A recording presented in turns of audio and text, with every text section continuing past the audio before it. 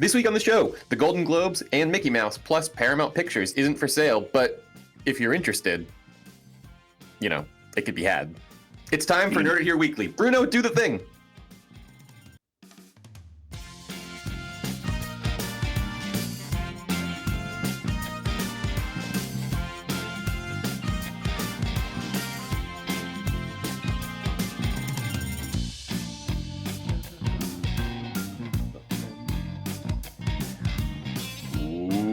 Welcome to Nerd It Here Weekly. I'm Riley Trahan, and as always, I'm joined by Deepak Chitnis. Howdy ho.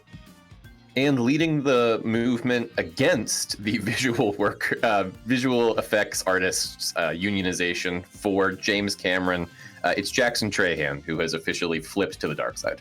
Wow, I had no idea. Well, I'm glad to be entering, I believe the kids call it my villain arc. Yeah, your new era. I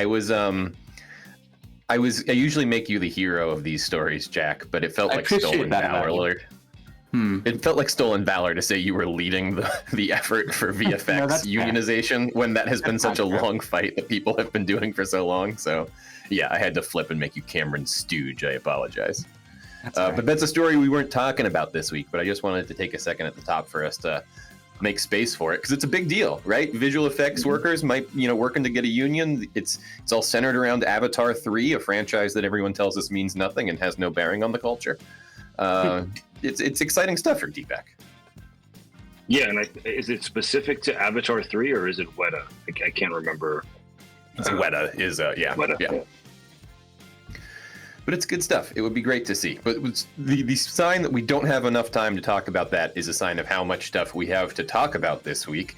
We're going to get into the Golden Globe nominations. We're going to get into Kung Fu Panda. We're going to talk Aquaman and E3. But first, we have a little bit of housekeeping news to attend to. Jackson, you and I have been hard at work on a new project. Yeah. Did you want to tease any of that? Yeah, sure. Well, earlier on this podcast, when we were talking about the live-action Avatar series on Netflix, it came to light that you, Riley, have never seen any of it. And so that's true. I've never seen Avatar. Oh, you've never seen the original anymore. Anime? Yeah. Correct. Oh, wow. Huh. I know. Well, as of now, I've seen 4 episodes. Well, yeah, okay, because we're taking Riley through it. And we're keeping track of his reactions for posterity. So we're still very early on, but he shows you the Fast and Furious movies. You show him Avatar: The Last Airbender. Brothers. Something like that. Yeah. Exactly that. So if you want to check that out, it's on the YouTube, and it's if you're watching this video podcast right now, you will hopefully have access to a full-length reaction for even more cinematic goodness. Yeah. So check all that out on the YouTube and our website, NIHF.com. We got more good stuff coming up later this year, including our top 10 anything of the year list. And for folks who subscribe to the Nerd Out, you are getting an extra double dose of Hallmark Madness this year. I really went all out trying to plan Hallmark Madness. I maybe went too all out to the point that we were recording it this week, and I went, do we all need a break? Should we just take a beat? So we're going long this year on Hallmark Madness, and the boys, so far we are halfway through it, and it's a very tight race so far.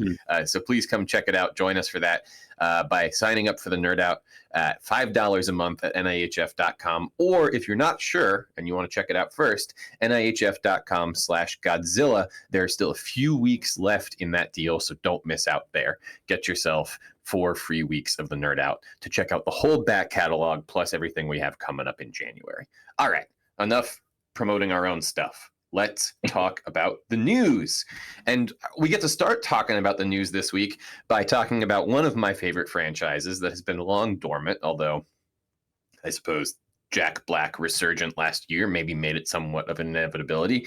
Kung Fu Panda 4 is coming, and the trailer got 142 million views in a day, so it seems like it's coming with a fury. The plot of the movie itself looks kind of straight down the middle, rebooty stuff, but doesn't mean I'm not excited about it. Jack, what do you think about Kung Fu Panda 2 here, or 4 here? I kind of forgot they ever made Kung any Fu Panda sequels. 2 is a good movie. But I'm excited for a fourth one. I didn't think it would happen. But like you alluded to earlier, Jack Black voicing Bowser to, I think, fairly universal acclaim does make it make a little bit more sense. I'm sure it was easier to pitch when he was more in the cultural conversation again. And clearly there's an audience for it since everybody's watching this dang trailer.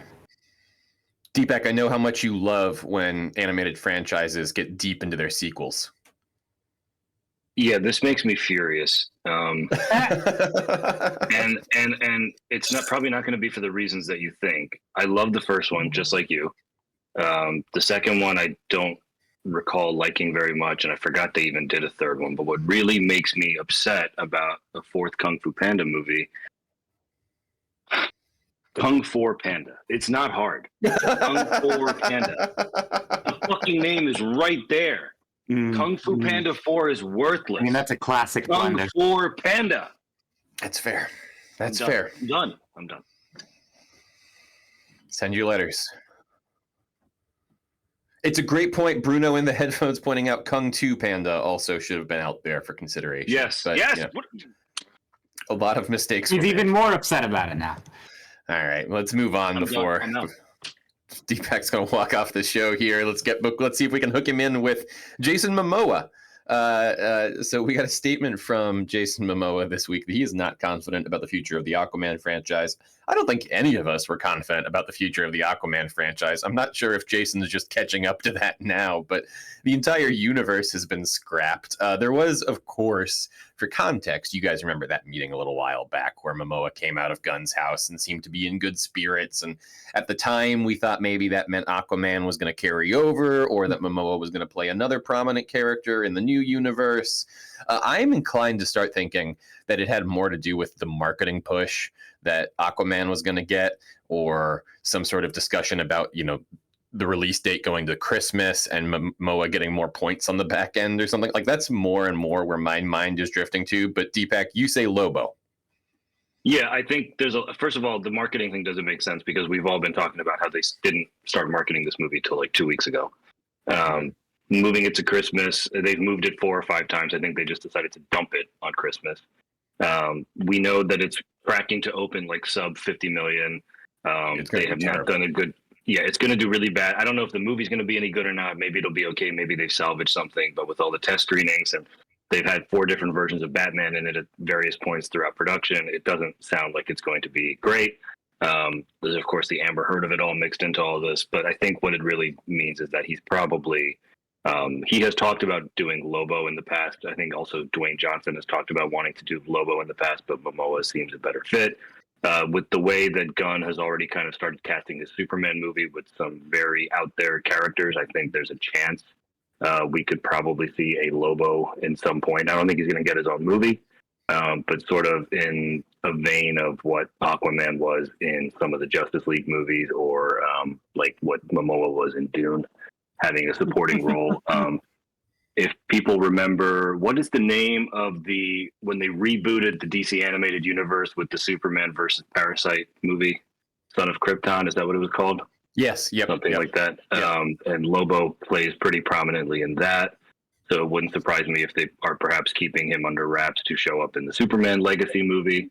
Yeah, he could show up in any sort of Mos Eisley style space port. Lobo is a strangely prolific character. Yeah, and there's going to be a Green Lantern Corps TV show at some point where they're going to all corners of the universe. So, I think that's where this is all heading. I think that's where Momoa is really happy, and I think he's just self-aware enough to know that Aquaman, at least his time is Aquaman. I think we'll get Aquaman at some point again in the future, but it'll probably be James Cameron directed by, directing Vincent Chase, and, we'll see. I thought you were going to say it's going to be James Cameron. It's like, you think James Cameron is Aquaman? He already is Aquaman for all intents and purposes. Yeah, that'd be great. Jack, in terms of the Aquaman 2 of it all, in a year where superhero movies have kind of been done robust business, do you think that do you think Aquaman 2 makes any kind of dent on the culture this Christmas season? I would be surprised. I mean, I think you said before, Riley, you're the biggest Aquaman stan here, and you said that you get less excited about that movie every time you see that Every time trailer. I see that fucking trailer. Yeah. They are really pushing 3D. I think they're probably trying to bank on like Avatar 2 with water stuff doing well last Christmas. So maybe they're hoping this one will do the same thing. Go 3D, go big, Just milk trying to every sneak dollar any they can money out of it they can. Yeah, exactly. Because I mean, the production costs with all the reshoots and all that probably have to be north of 250, probably approaching 3, which means you're looking at $100 million to break even, and it's not going to hit that. So maybe, you know, we've been talking a lot with superhero movies, right, where other kind of interesting, innovative, visually striking, big budgety movies are doing well. It seems that we are just kind of hitting this superhero fatigue period, which brings us to our third story of the roundup, Jack, which is that Hideo Kojima is making a Death Stranding movie with A24. Are you popping the champagne for our guy? Yeah, I'm very happy for him. He loves movies. I don't know if you know this about Hideo, but he loves movies. And so I'm very excited that he gets to make one. Death Stranding was accused of being more cinematic than even most of his games are. Accused. Well, it was leveraged in a bad way. I mean, you don't shoot people. Anyway, I think it'll be well suited to an adaptation more than like Halo is.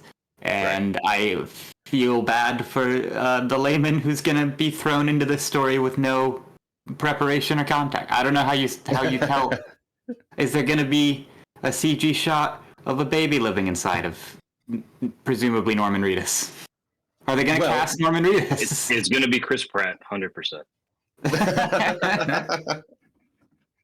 Yeah, you got to figure a lot of those. There's a baby inside me. What the hell? Just a reminder, he wrote the line. This is when he does the Mario voice.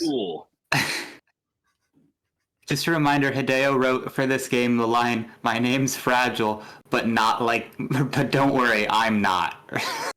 Oh, okay, good. So maybe get somebody else in on the script, though. George Lucas. I don't know. I am wondering how many. He does dialogue great. I am wondering how many people who did the like CG motion capture for the game already had something into their contract where, like, if this gets adapted, I'm just default slotted in. Isn't like Guillermo del Toro and Nick Refn? Yeah. I want to see that cast in real life. This one is more movie stars. I mean, than he even usually. He always credits like all the voice actors in the Metal Gear games because again, he wants to direct movies. Do you think he's going to direct this movie? I think he'll be as involved as they let him be. We'll find out. Something to keep an eye on. In the video game space, Jackson, we doff our caps. E3 is officially dead. Deepak kind of indicated in the notes. We all sort of thought this had maybe already happened, but it's been a slow drip campaign. For these sorts, Comic-Con also sort of continues to reel as all these industry titans kind of retreat to their corners and put on their own sort of independent events. My question to you, Jack, is what is it that we are specifically losing with the loss of E3? Well, I think we don't know. It was it's difficult to put into words. I think it was a very unique space in terms of allowing the community to get together. I mean, unlike the virtual events we have now, you will often see actual demos of the games available at E3, and there was like any convention, I think there was a sort of culture in going in a way that is lost, moving everything virtually the way everybody prefers to do things now. Not to mention, some of the greatest memeable moments in gaming history came from the unscripted, unplanned stage shows. Remember when Reggie was going to stand on the Wii balance board and said, "My body is ready"? People forget that's where that comes from now. Right. Also, it became a thing that was said. All sorts of iconic moments like that that I think. Well, and you contrast that to what we were talking about with the Game Awards last week, right? Where everything is so highly scripted and highly produced, and we're giving like you say, movie stars opportunities to come on stage and gush about games they enjoy, and it feels so much less authentic. So yeah. All right, well, let's finish it out with the story we've all been waiting to dunk on. Guys, Mel Gibson is making a sequel to The Passions of the Christ, Resurrection Part 1. I'm very excited to figure out what happens in Part 2. You guys may remember that a while ago, deeply problematic director Mel Gibson, who once had some choice words for an officer of the law, made a movie is it in Aramaic, Deepak? Yes, it's Aramaic. About the crucifixion, and has decided all this time later that it's time to get into what happened after that, which he has tried to make this in the past, and again, because of his ouster from the industry, his probation from the industry, it wasn't going to happen for a while. But now I think he thinks he has enough clout built back up that he can get this off the ground. He's got multiple Oscar nominations since then, right? So yeah, plus the ones he won back in the day, or Hacksaw Ridge. Yeah, Jackson, what does that mean? Part 1? Yeah. Okay. So that's an interesting question. I was actually really giving the question a hard think this morning. And what I came to is maybe it ends with them like rolling the rock back and seeing that he's not there. That's like that. So little there'll time. be a post-credit scene. There's 3 whole days. I guess it's just going to be in him. Yeah. Okay. I guess. So they like actually turned this concept into a movie a couple years ago called Risen with Joseph Fiennes. It was like a faith-based movie that is like the approach that they took was that it's like a detective movie, like almost like a Law and Order episode. Like that. Yeah, Roman they're like, oh my soldier, god, how did the grave open? We have to investigate this, and then at the end, presumably you find out that it's because he is risen. My whole takeaway from this is that I think we've learned that you need to have origin stories for all the apostles before you build up to the crucifixion. What a great point. What an amazing point. Yeah. Jesus Christ in game. TCU. And they're just doing it the reverse way. And we've seen that this doesn't work. So this is the DC model that collapsed so quickly. Yeah, no, you're right. Yes. I don't see this working. Batman versus Superman. No, I don't see this working out at all. Well, Mel's got a lot of superpower and obviously a lot of friends in the industry, so we'll see. Maybe Jodie Foster directs one. Jodie Foster does the Mary Magdalene movie. No, maybe, yeah. All right. Stupid inside Hollywood jokes over. Now we are going to go on to our very inside Hollywood show that I am forcing Jack to be a part of because Deepak and I really need to start a fucking movie rewatch show sometime soon. But until then, Jack's the new host of the Watchmen, and Deepak, he gave us a whole new tagline this week. He just took the thing over. He came up with an intro for it and everything.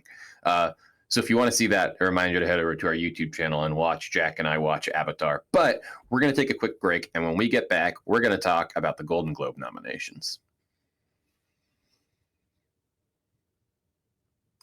And we're back with Hollywood's least favorite awards nominating body, the Hollywood Foreign Press Association, Hollywood's handsiest group of critics, and allegedly. Deepak, talk to me about who's nominated and if we care. So I'm just pulling up the link. Sorry, just no problem. Well, it's also for me. So we have.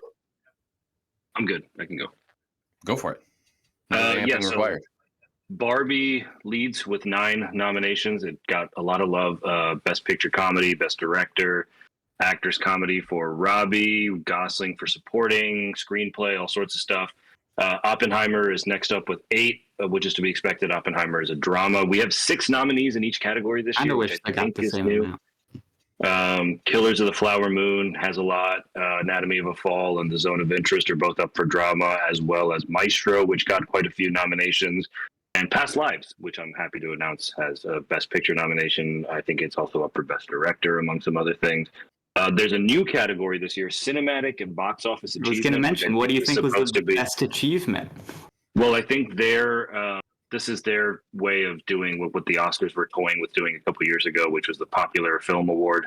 So the nominees are Barbie, Guardians of the Galaxy Volume 3, John Wick Chapter 4, Mission Impossible Dead Reckoning Part 1, the greatest title of all time, Oppenheimer, Spider-Man Across the Spider-Verse for 2.5 hours, Taylor Swift The Eras Tour, and the Super Mario Brothers movie, which are all, I think they make sense. Box office achievement-wise, obviously Barbie is the winner there, but I don't know if it'll actually win the award. Non-English language, we have Anatomy of a Fall, we have Past Lives there as well, and Zone of Interest. So it's a pretty popular mix, I would say. It seems like they've really, and the Globes always do this, they tend to favor kind of the bigger names, the more showy star showbiz kind of names, because they're more interested in the kind of the telecast of it all, the pageantry and the kind of getting everyone there of it all. So we have like Jennifer Lawrence nominated for No Hard Feelings.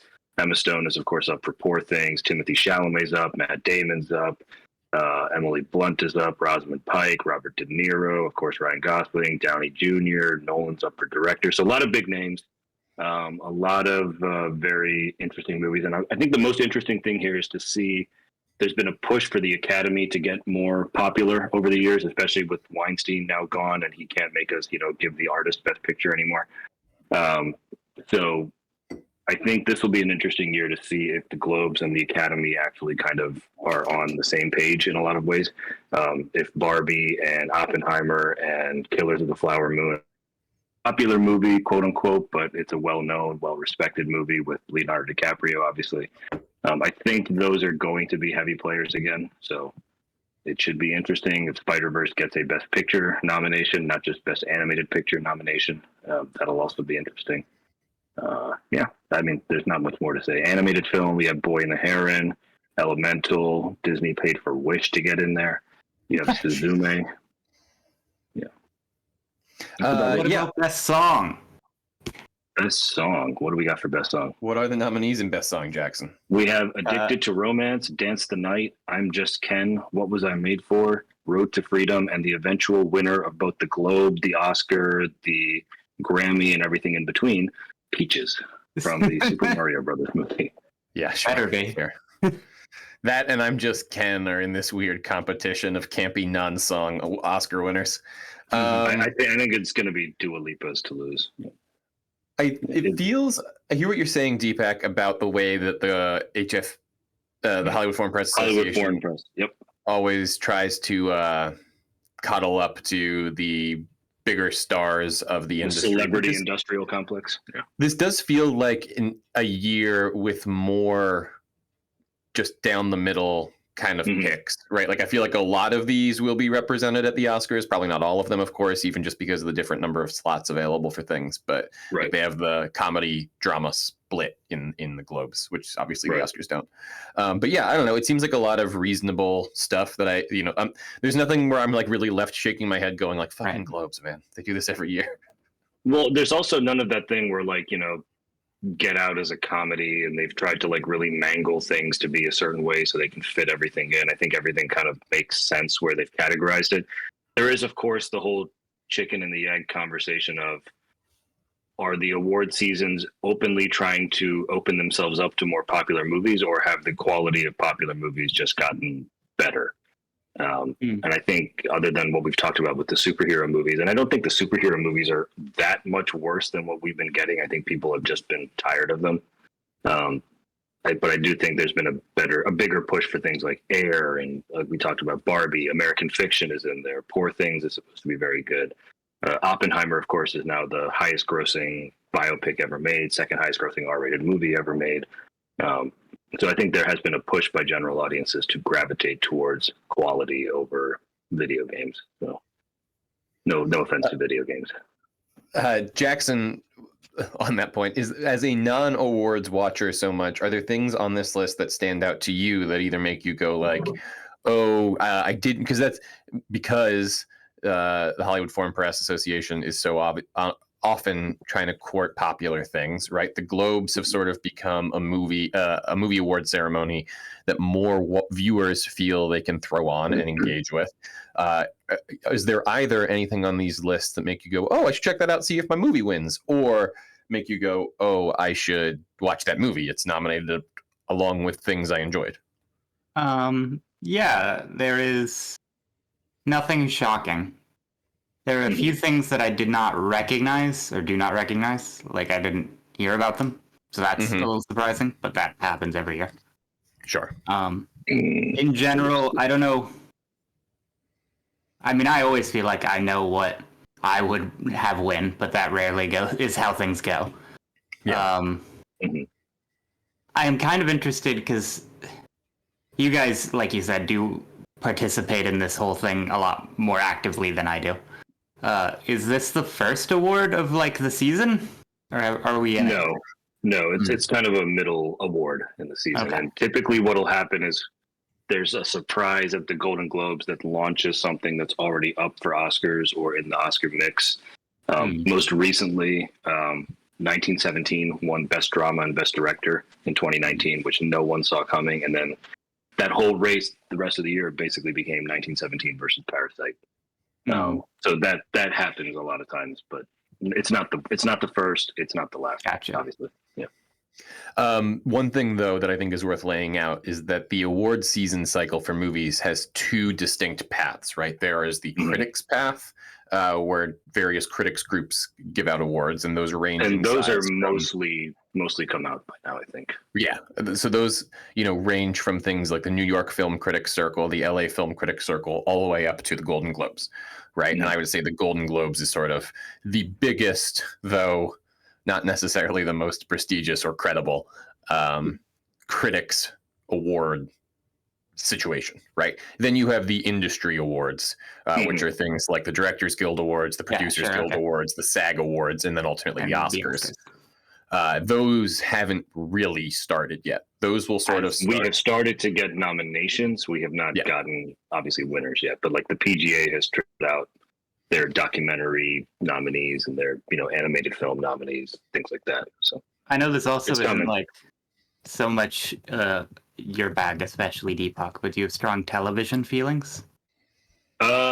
Succession has run away with a lot of nominations, mostly for acting, of course. But then I think it's a foregone conclusion. It ended. This was the last season. That's why I think it's pretty much a foregone conclusion. Succession wins pretty much everything, and it deserves it. It's a really good last season. It was a really good show overall. But going off of what Riley was saying, the Critics' Choice Awards kind of funneling up to Golden Globes. If that is the path that they're taking this year, Killers of the Flower Moon seems to be the favorite because it has been largely sweeping the Critics' Awards this year. So. Interesting. And that one's now available to rent and own digitally. If anybody was scared away from the theater. Yeah, right. We need to get like some kind of, what do they call that? Where like there's a link in our show notes that you can click on to go rent the movie and then we get money.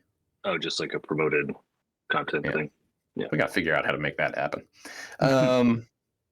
Last question. And again, Mr. Chitness, this is mostly directed at you, but maybe you can provide context for us to discuss around it. Are we just good with the HFPA again? Like we had kind of been out on the Globes, right? Remind me what the controversy was, is that they weren't diverse enough? Yeah, that was part of it, right? I mean, they have all these issues. I want to get Bruno, maybe make an edit point. HFPA. So they reported there were 0 Black members within the HFPA, comprised of 87 international journalists who determine nominees and winners of the Golden Globes. Yeah, so, but I believe they made membership criteria. I believe they made including members with little or no journalistic background. Did they bring in more Black voters? Yeah, it sounds like there's a pretty easy test to know if I'm cool with them. Well, here we go. Insider.com, home of some of our closest friends of the pod, has a headline here. The Golden Globes returned to TV after being roiled by years of allegations of racism, corruption, and sexual assault. Wow. The Globes was embroiled in that's scandal. why Brendan Fraser didn't show up last year. I'm remembering now. Yeah. Following allegations of racism, corruption, and sexual assault, the organization behind the award ceremony added 103 new voters in an effort to increase diversity. But popularity of award show is waning, and stars like Brendan Fraser are skipping the ceremony. Yeah, I mean, kudos to them for at least doing something about it, even if it was after they were kind of made to do something about it. I don't know that we're quote unquote good with the Golden Globes, only because we've never really been good with the Golden Globes. They've always been kind of, there's a Modern Family joke where they say you earn an Oscar, you buy a Globe. And that's pretty true. I also think you tend to also sort of buy an Oscar more often than not, at least during the Weinstein regime. But yeah, I don't know. I mean, again, being good with them means that we held them in some lofty standard and they fell down, and now we're trying to build them back up. I don't think we ever looked at the Globes as anything more than like one of the bigger stops along the way as the award caravan rolls towards the Oscars in March. Sure. So, yeah, fair enough. All right. Well, that's that. On the other side of this break, we're going to talk about Mickey Mouse's new home in the public domain. Hey. All right, guys, the happiest place on earth is now officially the public domain, as Mickey and Minnie are set to come up for, they will be entering the public domain in 2024. There are some caveats on it. There's different versions of the characters, right? So, like, this is Steamboat Willie specifically. We're talking about Mickey Mouse. But I think less interesting than Mickey Mouse entering the public domain is sort of the Disney legal business that goes on around things like Mickey Mouse entering the public domain, right? We know that Disney's legal team, right, is sort of infamous for how aggressively they have defended the IP rights of that company on those characters for so long. And I don't think that anybody is really just expecting them to kind of lie down and allow, you and I to start making Mickey Mouse movies, Jack. So, I guess I wanted to talk a little bit about what was this actually going to look like, right? Because I didn't just want people to see this headline and think that all of a sudden it was like a free-for-all on the House of Mouse. And then B, talk about, what do you guys expect? Is this just a fun little thing, or is this actually going to do anything, or are the Disney lawyers going to make sure this gets locked down so nothing ever happens? That's sort of the other part of this question I have. I think the Disney lawyers are going to earn their paycheck. If this makes it into the public domain somehow, again, it's Steamboat Willie, who I think has more significance to people like us who, study the history of movies and the industry and the studio specifically, and those of us who write books about the history of Disney, for example. Steamboat Willie probably has more significance to us than it does to the common person who sees Mickey as the guy with the red suspenders and white gloves. Well, that's kind of why I think they might let it happen. I mean, it's supposed to be in 2024, right? That's like in 2 weeks. But I don't see them just letting it happen. They're going to try to hang on to whatever they can hang on to, but if they lose that fight, it's not going to cripple. I mean, no one. Iger's not, shopping at Walmart after this if it goes into the public domain. Yeah, I mean, so Jack, I think you and I have talked before about how there's a nickname to public domain laws that people refer to them as the Mickey Mouse Protection Act, because, the Disney lawyers have fought to continue to expand copyright protections kind of over the course of Mickey's lifetime. And they've already expanded it 20 years. I think it was 75 years and it's gone up to 95 years. I'm kind of with you, Deepak, that I feel like there's not going to be any sort of legal action from Disney like between now and the start of January that suddenly rocks the boat on the steamship on this. But I do expect that if, I don't think that Warner Brothers is going to suddenly roll out a bunch of Steamboat Willie cartoons. And if they did, I think Disney would tear them apart, right? Like, I just don't part of this. Yeah, and I don't see it working that way. The argument, not that I'm a legal expert or even an expert by any means on anything, but if Warner Brothers were to do that, say Warner Brothers makes a joke in some animated movie about Scooby-Doo interacting with Steamboat Willie, Disney will say that audiences don't know him. Yeah, and then they'll say audiences don't recognize him as quote unquote Steamboat Willie. He is still recognized as Mickey Mouse. Therefore, the copyright infringement pertains to Mickey Mouse, not Steamboat Willie. And that's how the back and forth will go on. if Fred was here, even if Warner Brothers wins the case, it'll bog them down in litigation for too long. Well, that's always the curse of the Disney lawyer, right? Is they just keep you in litigation until you drop the case. If Fred was here, he would want us to call out that we talked about something similar a few years ago with the Enola Holmes movie and the Arthur Conan Doyle estate trying to argue the semantic differences between different versions of Sherlock Holmes who were and were not owned by different organizations. And yeah, I do expect there will be a similar sort of thing with Mickey Mouse, where your Steamboat Willie Mickey is still using enough of the iconography of the character that we own that you're in trouble if you try. Although there has been this whole, I don't know, have you guys seen John Oliver earlier this year kind of called Disney to the mattresses on this one by introducing a new character on his show that is a big black and white Mickey Mouse mascot that came out one time and did a little bit sort of when they were explaining copyright law. I should have reviewed that before we talked about this story, but yeah, sure. I mean, it sounds like him. You know, maybe he's the first dog in this fight already. I don't know. Jackson, could you just, before we move on, I was hoping you could dial up your AI machine really quickly and maybe find out, are there other characters that are going to be entering the public domain in the next 5 to 10 years that maybe we could get our hands on to do our own sort of reboot show of a Woody Woodpecker or a Dennis the Menace or the Little Rascals, maybe? Anybody out there that we could stink up? Give me 1 sec. Yeah.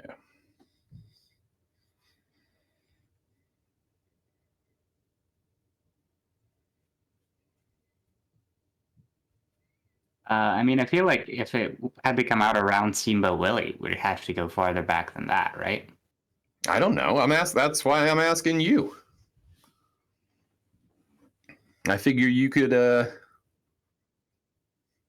Pardon?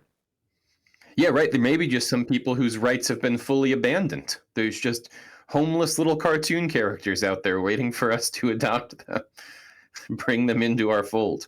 We know, of course, that we won't be able to get our hands on Dick Tracy because that wily old rascal won't let him go. Beatty, that crank, interviewing himself. I like this bit, but it's not participating. Damn it. Fine. TBD on what characters we're going to swap up. When we get back from the break, maybe we're taking over Paramount Pictures. That can be where we make our cartoons. Mr. Chitness. What? We have heard a lot of stories this year in the department of fucking Paramount Pictures, what's going on over there. And it seems like there's been a good number of... What are they doing? Basically that has been the attitude since Sumner Redstone died, right? So I was wondering, it seems like we finally have a sense of what is going on over at Paramount, finally. And the answer is that Paramount Pictures is not for sale, but they do want a partner to buy off the movie theater chain that they own. That was always kind of Sumner Redstone's baby. Yeah. And are potentially looking to partner up in a larger capacity beyond that. Is that the case? Something to that extent. National Amusements Incorporated is a Redstone family-owned movie theater chain, and that chain, I guess, also has in its holdings about a 77% share of voting rights in Paramount Global. So Paramount Global is a huge conglomerate that is worth about $30 billion. This is according to a very nice write-up by IndieWire. However, $30 billion is a ridiculous amount of money to spend, especially when you just want Paramount. And when you consider that Fox was bought for about $4 billion only 4 or 5 years ago. Fox was, of course, far more valuable at the time than Paramount is today. So $4 billion, even with inflation and the market being what it is, simply doesn't make sense. The workaround or the loophole is apparently that if you acquire National Amusements, which is only available for a few billion, you would then have the predominant amount of voting shares in Paramount Global, which basically, in effect, gives you the controlling interest in Paramount Global. If you think of it like an NFL team, for example, the Commanders are now owned by a group of investors, but Josh Harris is the lead investor. He has the most of those shares, even though I don't think he owns more than maybe 25 or 30% of the team. Therefore, he is, quote unquote, the owner of the Commanders. Right. And National Amusements was a company that Sumner Redstone, a terrible goblin who haunted this earth for far too long, founded, right? And was always sort of his pet project. And as Paramount became sort of the predominating revenue generator of that industry, Redstone always kept a very strong firm on National Amusements as something that he had a lot of pride and respect for. So I'm not surprised to hear that his daughter is now getting out of the National Amusements game. And it sounds like the savvier move to sell National Amusements rather than sell Paramount. Who are some of the, well, I guess first let's say, what are the things, right? Because there's BET, there's Viacom, so Comedy Central, yeah. Nickelodeon, Paramount Plus. Right, that's the big one. CBS is another big one. And then who are the people that are looking at potentially buying National Amusements? Are there potential suitors here? There are, if you can cut out some of me scrolling through a very ad-filled article that does not. You want some characters? I finally got some. Oh, hey, yeah. While Deepak looks for this, hit me with who's going to be in our cartoon. Tintin was introduced in 1929. Okay, Deepak's interested. Yes. Nancy Drew was in 1930, so that'd be 2025. Okay, coming soon. Little Orphan Annie was in 1931, so that'd be 2026. I'm thinking a musical for her. But I think the real one is in 2028. The film King Kong will be 95 years old. Oh. That's in 1933, right? Yeah. Mm-hmm. All right, let's start pre-production on our Kong movie now. Well, that's the funny thing about the MonsterVerse is that they can't call him King Kong. He's just Kong. Right. He's just Kong. The implication is that he is king. Like in Skull Island, they called him. That's Kong. He's king. He's the king now. Yeah. He's some kind of a regal Kong. Monarch. Yeah. I'm not seeing anything. However, the government would have a real problem with a company like Comcast or Disney swooping in to own the company that has CBS. Comcast is someone who could apparently buy the whole thing. But of course, there's all sorts of antitrust issues with, the assets that are already. Even when Disney acquired Fox, they weren't allowed to acquire Fox Sports because of the TV being tied up with ESPN. There would be a monopoly. So, yeah. That makes me think it's Apple, Amazon, Netflix, right? Like these, yep. As we continue to talk about who's going to start buying who, where the mergers are going to come in, it makes me think it's one of them. But then whichever one of them it is, that's the ball game for you, right? Like you don't get to snatch up the other guys. Right. And again, those are at least Amazon and Apple who have the most sort of leverage financially to go in and probably make a irresponsibly large offer because, again, I think we talked about this with someone like Apple. Yeah, with someone like Apple, for example, it's less about profiting off of it. It's more about putting the others out of competition. They're not going to make any money financing movies like The Irishman, or they didn't finance The Irishman. What's it called? Killers of the Flower Moon, or whatever it may be. But if doing that helps put someone else out of business, they've successfully, for example, kept Netflix from winning a Best Picture Oscar. Netflix has won 2 Best Director Oscars, but they have not won a Best Picture Oscar. Yeah, so it's that kind of thing. Here's a question I have that kind of relates to that, though. Whoever, let's say that is the direction, right? But let's focus on those 3: Amazon, Netflix, Apple. If one of those were to buy National Amusements and thus acquire a controlling share in Paramount, would they then go the way of Disney, right? Breathe the Fox situation in terms of whoever wants to buy ESPN. Like I'm saying, is it either you get Paramount or you get ESPN? Because that's the other big asset that's on the sales block that we've been discussing lately, is that we think maybe Netflix wants ESPN. Well, Disney has been trying to shed the albatross that is ESPN for at least 5 or 10 years now. So I think they would almost sell ESPN for pennies on the dollar at this point, which is probably what they would get for it anyway, just to be able, the loss of ESPN financially would be worth the gain supposedly by getting all this other stuff. So I think that's definitely reasonable. I'm just saying, I guess, is antitrust wise, like if you buy ESPN, are you then out of the conversation for buying, CBS Sports? Oh yeah. Right. So that's why I wonder if you have to pick one or the other, and I don't know.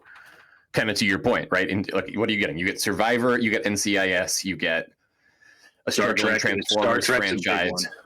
You get Star Trek and Tom Cruise. Imagine Disney owning both Star Wars and Star Trek.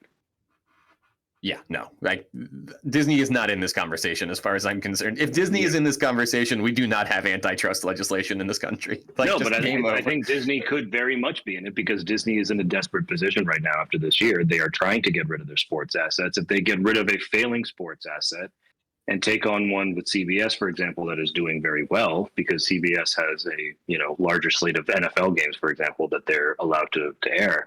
Yeah. Yeah, I hear you, but they own two basic cable networks already. We can't give them a third. The government's gonna do whatever the money. Let Bob Iger do whatever the fuck he wants. Yeah, yeah, you're probably right there.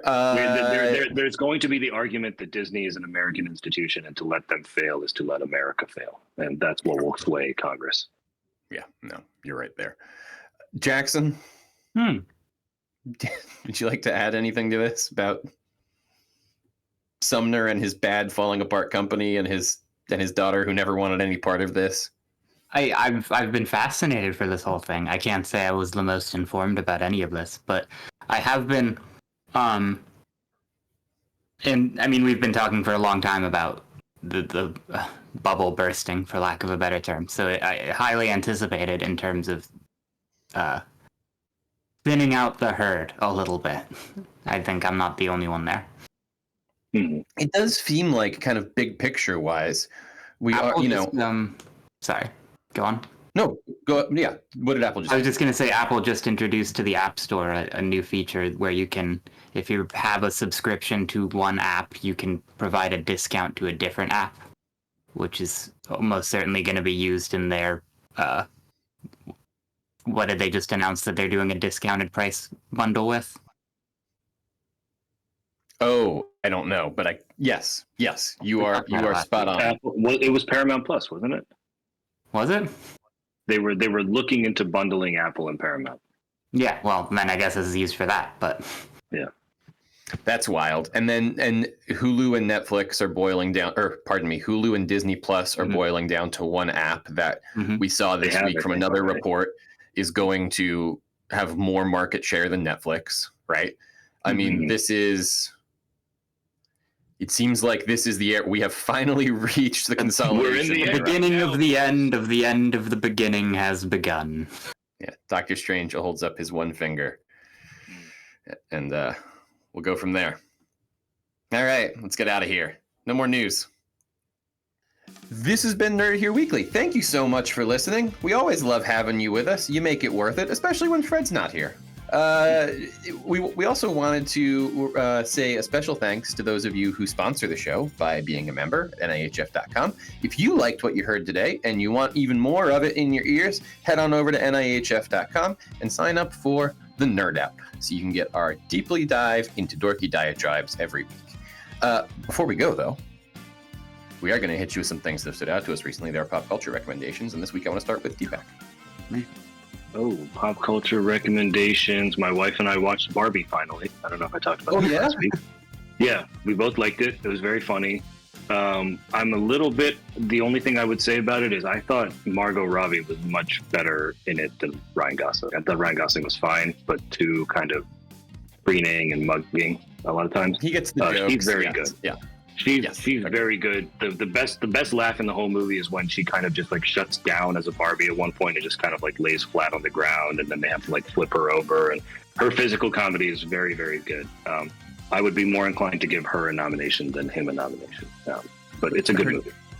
I will never forget her delivery on, they called me a fascist. I don't even control the railways. Yeah, it's a good movie. It's very funny. It gets a little long-winded at the end, but it's good. Jackson, what you got? We mentioned it up top, but we are going through Avatar. If you haven't seen Avatar, you should. And if you want to rewatch Avatar, you should rewatch it with Riley and me. Once again, just $5 a month, and you can get access to the whole thing, and you just start it like MST 3K style, and it's like you're there with us, but you can't talk to us. But we can talk to you. $5 a month, you get our full recaps of each and every episode. If you're not sure whether or not you want them, head over to the YouTube and watch the highlights. Absolutely. Also, follow us on social. You'll get the highlights there as well. For me, I was so excited for this project. Jack said, hey, we're going to watch Avatar. I got so into it that I went out and purchased Avatar Frontiers of Pandora, only to discover that there was some other Avatar that Jack was talking about that isn't the Avatar that I love. But I've been playing Avatar Frontiers of Pandora, and here's the thing about it. It's probably not going to come up on my top 10 list of the year, but that's fine. It's just a good game where you get to run around a cool-looking planet and shoot humans in mech suits with a bow and arrow. Fun. Good. Enjoyable. Looks pretty. Do it. This has been Nerdy Here Weekly. Thank you so much for listening.